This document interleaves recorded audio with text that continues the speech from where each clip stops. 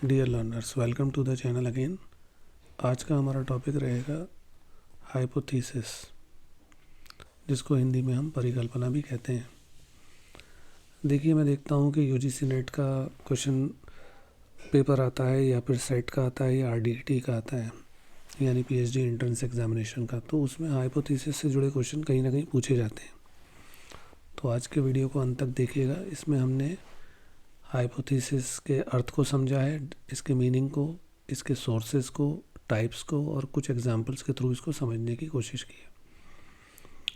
देखिए, हाइपोथेसिस को पहले समझ लेते हैं। हाइपोथेसिस होता क्या है? हाइपोथेसिस है एक तरीके का स्मार्ट गैस या फिर प्रेडिक्शन, जो आप अपने एक्सपेरिमेंट या इन्वेस्टिगेशन करने से पहले लगाते हैं, अंदर प्रेडिक्ट करते हैं। ये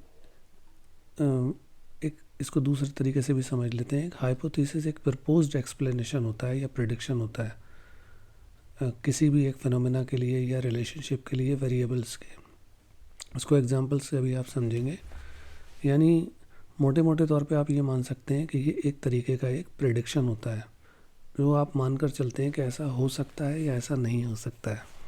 बस उसको आपको अपने रिसर्च में टेस्ट करना होता है और डिटरमाइन करना होता है कि इसकी एक्यूरेसी क्या है क्या नहीं है। जैसे एग्जांपल देख लेते हैं। पहला एग्जांपल है study habit and test performance hypothesis. जैसे हमने हाइपोथेसिस बनाई है कि जो स्टूडेंट्स अपने नोट्स को रिव्यू करते रहते हैं वो अचीव ज़्यादा करते हैं उन स्टूडेंट्स के कंपैरिजन में जो अपने नोट्स को रिव्यू नहीं करते हैं।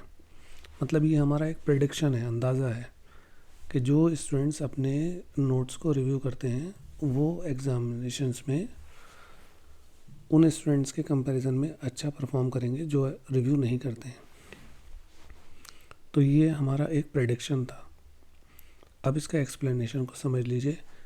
यहाँ पर स्टडिंग हैबिट्स यानी रिव्यू करना नोट्स को, ये एक वेरिएबल है, और एक टेस्ट स्कोर जो आखिर अंत में आएंगे ना, तो वो जो है आखिर में आएंगे, ये क्या है? ये भी एक वेरिएबल है। तो ये दो वेरिएबल्स हो गए। इन दोनों वेरिएबल्स में एक रिलेशनशिप देखी जा रही है। क्या रिव्यू करने का नोट्स को कोई फ़र्क पड़ता है टेस्ट की परफॉर्मेंस पर? तो ये सारी चीज़ें जो हैं इसमें हमने परिकल्पना में देखी। अब दूसरा एग्जांपल देख लेते हैं। स्क्रीन टाइम यानी कि मोबाइल को चलाना, कंप्यूटर को चलाना और एकेडमिक परफॉर्मेंस, इसकी हाइपोथेसिस हमने ली है। कुछ स्टूडेंट ऐसे हो सकते हैं कि जो ज़्यादा समय बिताते हैं स्क्रीन टाइम पर, तो उसका नेगेटिवली इम्पैक्ट पड़ता है उनके एकेडमिक परफॉर्मेंस पर। मतलब ये हमने हाइपोथेसिस मान ली, कि एक परिकल्पना मान ली कि जो विद्यार्थी ज़्यादा समय बिताएंगे स्क्रीन पर तो उनके एकेडमिक परफॉर्मेंस जो होंगे वो कमज़ोर हो जाएंगे। अब इसका एक्सप्लेनेशन समझते हैं। इस हाइपोथेसिस में वेरिएबल जो हैं दो हैं। एक तो स्क्रीन टाइम है। वेरिएबल पर हम पहले ही वीडियो बना चुके हैं, आप उसे देख लीजिएगा। स्क्रीन टाइम वेरिएबल है जो इम्पैक्ट डाल रहा है किस पर? एकेडमिक परफॉर्मेंस पर। तो हाइपोथेसिस हमारी अंदाज़ा लगा रही है कि ज़्यादा समय अगर हम बिताएंगे तो इसका कोरिलेशन हो जाएगा लोअर एकेडमिक परफॉर्मेंस से।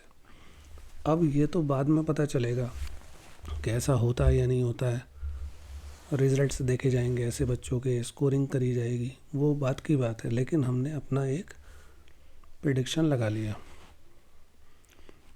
एक एग्जांपल और समझते हैं। Physical activity and concentration hypothesis. यानी कि जो बच्चे या जो लोग रेगुलर एक्सरसाइजेस करते हैं उन स्टूडेंट्स की एबिलिटी जो होती है कंसंट्रेशन की क्लास में ज़्यादा होती है। यानी जो स्टूडेंट्स अभ्यास करते हैं, एक्सरसाइजेस करते हैं, व्यायाम करते हैं, वो कंसंट्रेशन भी ज़्यादा करते हैं। तो अब फिर यहाँ पर वेरिएबल दो आ गए, एक फिज़िकल एक्टिविटी आ गई और एक आ गया कंसंट्रेशन। तो हाइपोथेसिस ये कहना चाह रही है कि एक पॉजिटिव रिलेशनशिप होता है रेगुलर फिज़िकल एक्सरसाइजेस में, जो असर डालती है पॉजिटिवली किस पर? स्टूडेंट की एबिलिटी पर एकाग्रता में, कंसंट्रेशन में क्लास के अंदर। तो ये भी हमारा एक प्रेडिक्शन है। अब हम देखेंगे, उसको टेस्ट करेंगे, ऐसा हो भी सकता है, नहीं भी हो सकता है। तो आपने ये समझ लिया कि हाइपोथेसिस जो है एक प्रेडिक्शन है और उसको टेस्ट किया जाता है आपके इन्वेस्टिगेशन में, आपकी स्टडी में। अब हम समझ लेते हैं हाइपोथेसिस की इम्पोर्टेंस क्या होती है। तो अगर आप पहले से हाइपोथेसिस बना लेते हैं तो ये आपको गाइड करती है एक्सपेरिमेंट में। ये आपको एक डायरेक्शन देती है जिससे आपको पता चलता है कि आपको ड्यूरिंग द एक्सपेरिमेंट क्या काम करना है, कैसे करना है। मतलब एक तरीके का आपको दिशा निर्देश मिल जाता है। हेल्प्स अंडरस्टैंड रिजल्ट्स, ये आपको निष्कर्षों को समझने में सहायता करती है। When you have a hypothesis it is easier to understand and explain the results. मतलब जब आपके रिजल्ट्स आ गए तो आप ये कह सकते हैं, देखिए हमने ये माना भी था और ये ऐसा ही हुआ या ऐसा नहीं हुआ। ये क्रिटिकल थिंकिंग को इंकरेज करती है। It makes you think about why you believe something will happen and how you can check if you are right. मतलब अगर आपने जो प्रेडिक्शन लगाया था तो आप उसको किस तरीके से चेक करेंगे, तो ये क्या होगा, एक तरीके से क्रिटिकल थिंकिंग को बढ़ावा देती है। हाइपोथेसिस की कुछ कैरेक्टरिस्टिक्स होती हैं। हाइपोथेसिस एक तो ऐसी होनी चाहिए जिसको हम टेस्ट कर सकें, यानी कोई ऐसी हाइपोथेसिस हमें नहीं बनानी है जिसको हम अपने एक्सपेरिमेंट्स या ऑब्जर्वेशंस के थ्रू टेस्ट ना कर पाएँ। ये स्पेसिफिक होनी चाहिए। जैसे हमने पिछले एग्जाम्पल में लिया कि जो बच्चे एक्सरसाइज ज़्यादा करेंगे वो कंसंट्रेशन ज़्यादा करेंगे। तो हाइपोथेसिस स्पेसिफिक होनी चाहिए। बेस्ड ऑन नॉलेज, हाइपोथेसिस जो है वो हमारे नॉलेज पर बेस्ड होनी चाहिए। It comes from what you already know और ऑब्जर्व्ड। हाइपोथेसिस के सोर्सेस क्या होते हैं, इसको देख लीजिए। हाइपोथेसिस हम कैसे बनाते हैं, या तो ऑब्जर्वेशन से बनाते हैं, जैसे observing the plants grow taller in sunlight could lead to the hypothesis that sunlight affects plant growth. जैसे आपने देखा कि जिन पौधों पर सनलाइट पड़ती है वो अच्छे से ग्रो करते हैं, तो ये ऑब्जर्वेशन था, तो आपने ऐसे ही हाइपोथेसिस बना ली। तो हाइपोथेसिस बनाने का एक जो सोर्स होता है ऑब्जर्वेशन होता है, या जो पुरानी रिसर्च होती हैं जो आप लिटरेचर के थ्रू निकालते हैं, वहाँ से भी आप अपनी हाइपोथेसिस बना सकते हैं। थ्योरीज़, जो पहले से थ्योरीज़ होती हैं अवेलेबल, जैसे ग्रेविटी की थ्योरी है या दूसरी थ्योरीज़ हैं, उसके थ्रू भी आप अपनी हाइपोथेसिस को बना सकते हैं।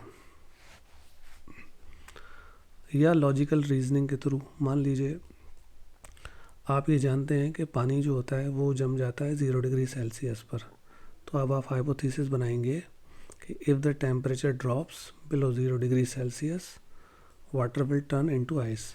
तो अब आपकी हाइपोथेसिस हो जाएगी कि जैसे ही पानी 0 डिग्री से नीचे जाएगा वो जम जाएगा। इंट्यूशन और क्यूरोसिटी, आप अपनी इंट्यूशन के आधार पर और क्यूरोसिटी जिज्ञासा के आधार पर भी हाइपोथेसिस को बना सकते हैं। तो ये सारे सोर्सेस हैं, कौन कौन से, observation, previous research, theories, logical reasoning, intuition या क्यूरोसिटी। अब एक क्वेश्चन जो अक्सर आता है उसको समझ लेते हैं, टाइप्स ऑफ हाइपोथेसिस। हाइपोथेसिस देखिए कई तरीके की होती हैं, नेचर के आधार पर, पर्पस के आधार पर, इनको आप समझ लीजिए। सबसे पहली होती है एक सिंपल हाइपोथेसिस, साधारण हाइपोथेसिस परिकल्पना, जैसे increasing study time improves test score, यानी जैसे जैसे आप पढ़ाई में ज़्यादा समय लगाते हैं आपका टेस्ट स्कोर बेहतर हो जाएगा। तो ये हो गई सीधी सीधी सिंपल हाइपोथेसिस। कॉम्प्लेक्स को समझ लीजिए। कॉम्प्लेक्स हाइपोथेसिस में मल्टीपल वेरिएबल होते हैं, जैसे यहाँ पर तो एक सिंपल सा वेरिएबल था, स्टडी टाइम को आपने इम्प्रूव करा और टेस्ट स्कोर बढ़ गए, लेकिन यहाँ पर मल्टीपल वेरिएबल जब आ जाएंगे तो ये हो जाएगी कॉम्प्लेक्स हाइपोथेसिस। जैसे सोने का समय सोने की क्वालिटी और किस तरीके से आप पोषक तत्व ले रहे हैं, न्यूट्रिशन ले रहे हैं, उसका सबका असर पड़ता है किस पर, एकेडमिक परफॉर्मेंस पर। अब कभी कुछ ये कम होगा, कभी ये कम बढ़ती होगा, तो ये एक तरीके की कॉम्प्लेक्स हाइपोथेसिस हो गई मल्टीपल वेरिएबल के कारण। डायरेक्शनल हाइपोथेसिस, डायरेक्शनल हाइपोथेसिस ये होती है कि आप सीधा सीधा डायरेक्शन लगा देते हैं। जैसे हायर लेवल की एक्सरसाइज जो होती है will lead to reduced stress, उससे स्ट्रेस कम हो जाएगा। तो ये आपने सीधी सीधी आपने डायरेक्शनल हाइपोथेसिस लगा दी।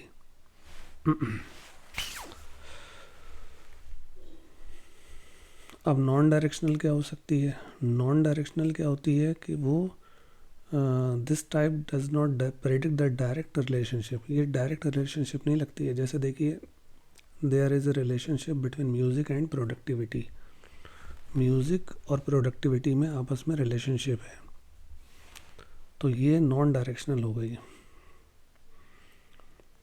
नल हाइपोथेसिस, सबसे ज़्यादा क्वेश्चन यहीं से बनते हैं।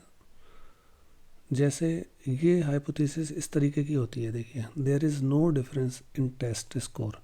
पहले आप ये कह देते हैं कि डिफरेंस नहीं है, और उसके बाद में आप उसे चेक करते हैं किसी भी वेरिएबल्स के बीच में। जैसे इसको देख लेते हैं, हमने कहा there is no difference in test score between students who study with music and those who study in silence.